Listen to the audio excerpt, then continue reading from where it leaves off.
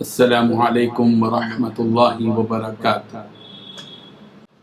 الحمد للہ الذی ارسل رسولہ بالہدى ودین الحق، والصلاة والسلام علی سید الانبیاء والمرسلین محمد وآلہ وصحبہ اجمعین، اما بعد۔ حاضرین و ناظرین، یہ درس نمبر 607 ہے اور سورہ اعراف کی 3 آیتوں کی آج تشریح کی جائے گی، آیت نمبر 4، 5 اور 6۔ چلیے سب سے پہلے ہم تلاوت کرتے ہیں لفظی اور ترجمے کے بعد تشریح کرتے ہیں۔ وَكَمْ مِنْ قَرْيَةٍ أَهْلَكْنَاهَا فَجَاءَهَا بَأْسُنَا بَيَاتًا أَوْ هُمْ قَائِلُونَ فَمَا كَانَ دَعْوَاهُمْ إِذْ جَاءَهُمْ بَأْسُنَا إِلَّا أَنْ قَالُوا إِنَّا كُنَّا ظَالِمِينَ فَلَنَسْأَلَنَّ الَّذِينَ أُرْسِلَ إِلَيْهِمْ وَلَنَسْأَلَنَّ الْمُرْسَلِينَ صدق اللہ العظیم۔ وَكَمْ مِنْ قَرْيَةٍ، اور بہت سی بستیاں ہیں، أَهْلَكْنَاهَا کہ ہم نے ان کو ہلاک کر دیا، فَجَاءَهَا پھر آیا ان کے پاس، بأسنا ہمارا عذاب، بیاتن رات کو، او یا ہم جبکہ وہ، قائلون دوپہر کو آرام کر رہے تھے۔ فما کانا پھر نہ تھی، دعواہم ان کی پکار، اذ جب جاءہم آ گیا ان کے پاس، بأسنا ہمارا عذاب، الا مگر ان یہ کہ قالو انہوں نے کہا، انا کننا بلا شبہ ہم ہی تھے، ظالمین ظالم۔ فلنسألن پھر ہم ضرور پوچھیں گے، الذین ان لوگوں سے کہ ارسلا بھیجے گئے، الیہم ان کی طرف، ولنسألن اور ہم ضرور پوچھیں گے، المرسلین بھیجے گئے رسولوں سے۔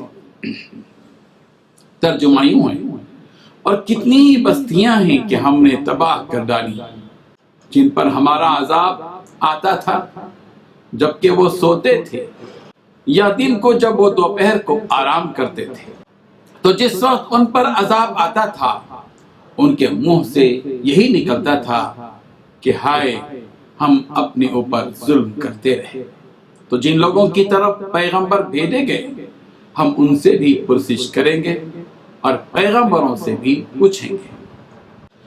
ان 3 آیتوں میں 3 باتیں بتائی گئی۔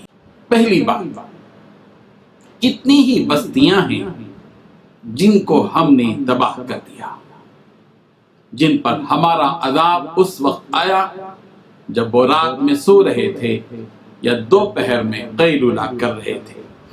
دوسری بات، جس وقت ان پر عذاب آتا تھا تو ان کے منہ سے یہی نکلتا تھا کہ ہم اپنے اوپر ظلم کرتے رہے۔ تیسری بات، جن لوگوں کی طرف پیغمبر بھیجے گئے، ہم ان سے بھی پرسش کریں گے اور پیغمبروں سے بھی پوچھیں گے۔ بزرگان محترم، گزری ہوئی قوموں نے اللہ تعالیٰ کے احکامات کی مخالفت، نبیوں کو جھٹلایا، نبیوں کو قتل کیا، نبیوں کی مخالفت کی، ان کے پیغام کو ٹھکرا دیا۔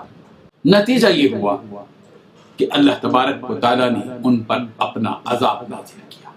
اللہ تعالیٰ اسی حقیقت کو بیان کر رہے ہیں کہ کتنی ہی ایسی بستیاں ہیں جن کو ہم نے تباہ کر دیا۔ وَكَمْ مِنْ قَرْيَةٍ أَهْلَكْنَاهَا، کتنی ہی ایسی بستیاں ہیں جن کو ہم نے ہلاک کر دیا۔ فَجَاءَهَا بَأْسُنَا، ان بستیوں کے پاس ہمارا عذاب ہے۔ اور اللہ تبارک و تعالیٰ کا عذاب عموماً 2 وقت میں آتا ہے۔ ایک تو رات کے وقت میں جبکہ قوم پوری کی پوری سو رہی ہوتی ہے غافل بن کر، اور دوسرا وقت جو عذاب کا ہوتا ہے وہ دوپہر کا وقت جب وہ قیلولہ کر رہے ہوتے ہیں، کھانا وانا کھا کے آرام سے قیلولہ کر رہے ہوتے ہیں، اس وقت میں تو اللہ تعالیٰ نے اسی حقیقت کو بیان کیا کہ فَجَاءَهَا بَأْسُنَا بَيَاتًا أَوْ هُمْ قَائِلُونَ، ان کے پاس ہمارا عذاب آیا اس وقت جب کہ وہ رات میں سو رہے تھے، او ہم قائلون، یا یہ کہ وہ دوپہر میں قیلولہ کر رہے تھے۔ اور جب ان کے پاس عذاب آتا تھا تو ان قوموں کی زبانوں سے کیا بات نکلتی تھی؟ وہ اقرار کرتے تھے اس وقت میں جب عذاب آ چکا ہوتا تھا. فما كان دعواهم اذ جاءهم بأسنا الا ان قالوا انا كنا ظالمين. جب ہمارا عذاب ان کے پاس آتا تھا تو ان کی پکار صرف یہی ہوتی تھی کہ ہم نے ہی ظلم کیا، ہم ہی ظالم تھے، ہم ہی ظلم کرتے رہے اپنے آپ میں. لیکن ایک بات طے ہے کہ اللہ تبارک و تعالیٰ عذاب نہیں دیتے، عذاب نہیں آتا. لیکن مہلت کی مدت جب ختم ہو جاتی ہے، اقرار کی، اعتراف کی، توبے کی، پھر جب بھی وہ اپنے آپ میں اصلاح نہیں لاتے تو پھر اللہ کا عذاب آ جاتا ہے. عذاب کے دیکھنے کے بعد اقرار کرنا کوئی کارگر اور کوئی نفع بخش نہیں ہوتا. اس کے بعد ایک اور حقیقت اللہ تعالیٰ بیان کر رہے ہیں کہ فَلَنَسْأَلَنَّ الَّذِينَ أُرْسِلَ إِلَيْهِمْ. جن قوموں کی طرف پیغمبر بھیجے گئے تھے، اللہ تبارک و تعالیٰ قیامت کے دن ان قوموں سے پوچھیں گے کہ کیا ہم نے تمہارے پاس پیغمبر نہیں بھیجے تھے؟ کیا ہمارے پیغمبروں نے تم تک یہ پیغام نہیں پہنچایا؟ صحیح مسلم میں ہے کہ رسول اللہ صلی اللہ علیہ وسلم نے خطبہ دیا اور متعدد نصیحتیں فرمائی، اور آخر میں فرمایا کہ میرے بارے میں تم سے پوچھا جائے گا کہ تو تم کیا جواب دو گے؟ حاضرین نے عرض کیا ہم یہ گواہی دیں گے کہ آپ نے اللہ کا پیغام پہنچایا اور اپنی ذمہ داری پوری کی اور امت کی خیر خواہی کی. نبی کریم صلی اللہ علیہ وسلم نے اس وقت اپنی انگوٹھے کے بعد والی ساتھ والی جو انگلی ہے، شہادت کی انگلی، اس کو آسمان کی طرف اٹھایا، پھر لوگوں کی طرف جھکایا اور یوں ارشاد فرمایا اللہم اشہد، اللہم اشہد، اللہم اشہد. اے اللہ آپ گواہ بن جائیے، آپ گواہ بن جائیے، آپ گواہ بن جائیے. حضرت ابو سعید خدری رضی اللہ عنہ سے روایت ہے کہ قیامت کے روز حضرت نوح علیہ السلام کو لایا جائے گا اور ان سے سوال ہوگا کہ تم نے تبلیغ کی ہے؟ وہ عرض کریں گے کہ اے رب میں نے واقعتاً تبلیغ کی تھی. ان کی امت سے سوال ہوگا تو انہوں نے تمہیں احکام پہنچائے تھے یا نہیں؟ وہ کہیں گے کہ نہیں، ہمارے پاس کوئی ڈرانے والا نہیں آیا. اس کے بعد حضرت نوح علیہ السلام سے پوچھا جائے گا کہ تمہارے دعوے کی تصدیق کے گواہ کون ہوں گے؟ وہ جواب دیں گے کہ حضور صلی اللہ علیہ وسلم اور ان کے امتی ہیں. یہاں تک واقعہ نقل کرنے کے بعد نبی کریم صلی اللہ علیہ وسلم نے اپنی امت کو خطاب کر کے فرمایا کہ اس کے بعد تم کو لایا جائے گا، یعنی امت محمدیہ کو لایا جائے گا. پچھلی قوموں میں جو گزرے ہیں انبیاء، ان انبیاء نے جو دین کی دعوت دی ان کی گواہی کے لیے امت محمدیہ کو قیامت کے دن کھڑا کیا جائے گا اور تم گواہی دو گے. سرکار نے فرمایا کہ حضرت نوح علیہ السلام نے اپنی امت کو تبلیغ کی تھی. اس کے بعد حضور صلی اللہ علیہ وسلم نے یہ آیت پڑھی وَكَذَلِكَ جَعَلْنَاكُمْ أُمَّةً وَسَطًا. اسی طرح ہم نے تم کو درمیانی امت بنایا لِتَكُونُوا شُهَدَاءَ عَلَى النَّاسِ، تاکہ تم گزری ہوئی تمام لوگوں کے لیے گواہ بنو.